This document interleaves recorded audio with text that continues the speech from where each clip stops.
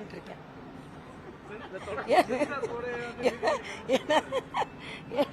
Censor board கண்டிச்சா நான் என்னப்பா பண்ண முடியும்? சென்சார் போர்டுக்கு எனக்கு என்ன சம்பந்தம்? சென்சார் போர்டுக்கு எனக்கு ஒரு சம்பந்தம் கிடையாது. அப்படியா? சென்சார் போர்ட்டை கேட்டு வேணா சொல்றேன். நான் சென்சார் போர்டுக்கு எனக்கு சம்பந்தம் கிடையாது.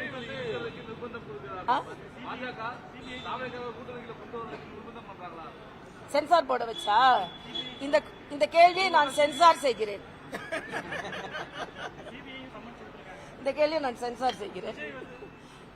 சிபிஐப்பா ஒரு 41 உயிர்கள் போயிருக்கு, ஒரு வழக்கு நடந்து கொண்டு இருக்கிறது. அதுக்கு சம்மன் செய்யறாங்க. சம்மன் செய்ய முடியாதுன்னு எப்படி சொல்ல முடியும்? அதனால law is taking its own course, அவ்வளவுதான். அதனால law is not taking the course as we want. law is taking its own course. அதை நான் தெளிவா பயன்படுத்துறேன்.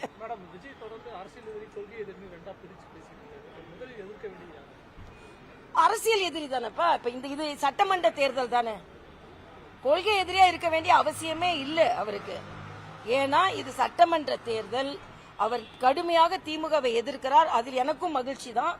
நிச்சயமாக அவரோட திமுக எதிர்ப்பை இன்னும் தீவிரப்படுத்தப்பட வேண்டும்.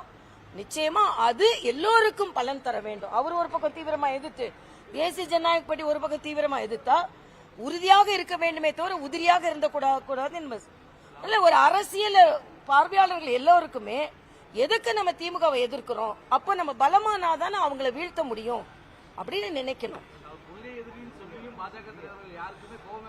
இல்ல கோபம்னு இல்ல, எங்களோட கோபம் எல்லாம் திமுக மேலதான்.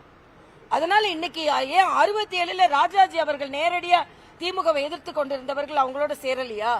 தேர்தல்னு வரும்போது கொள்கையை விட கொள்ளையடிப்பவர்களை வீட்டுக்கு அனுப்ப வேண்டும்ன்றதான் முக்கியம். அதனால கொள்கையை விட கொள்ளையடிப்பவர்கள் வீட்டுக்கு போக வேண்டும்.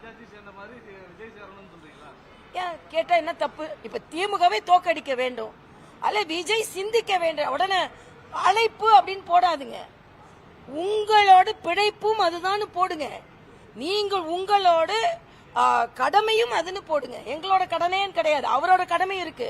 திமுகவை தோக்கடிக்க வேண்டிய கடமை இருக்கிறது என்றால் வியூகம் எப்படி வகுக்கப்பட வேண்டும் கட்டாயம் சொல்றேன். தனியா யார் உங்களுக்கு ஆலோசனை கொடுத்தாலும் தனியா நின்று திமுகவை வீழ்த்தி நீங்க முதலமைச்சரா வர்றது சிரமமான காரியம்.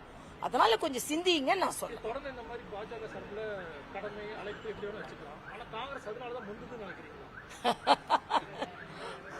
காங்கிரஸ் முந்துதா பிந்துதான் எனக்கு தெரியாது. ஆனா இன்னைக்கு திராவிட முன்னேற்ற கழகத்தோட யாருக்கு இருக்க விருப்பம் இல்ல, காங்கிரஸ் உட்பட.